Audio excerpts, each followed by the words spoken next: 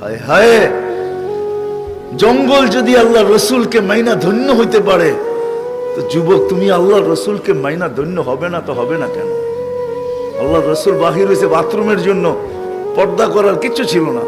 বলছে জাবের, ওই জঙ্গলগুলা ছোট ছোট দূরে দেখা যায়, ওদেরকে বলো না যায় যে আল্লাহ রসুলের জন্য পর্দা করতে।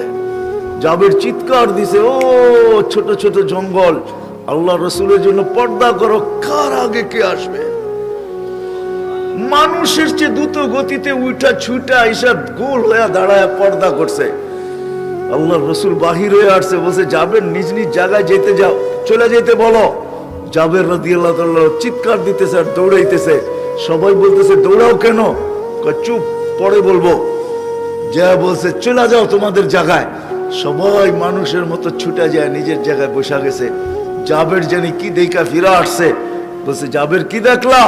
বলে আমি দেখতে চাইছিলাম ওইখানে আছে কি, ওয়াল্লাহি মা ওয়াজাদতু ইল্লা রায়হা, সুঘ্রাণ ছাড়া কিচ্ছু ছিল না। হায় হায় হায় হায় হায় হায়, এগুলো কোনো কাহিনী না, মজা মরা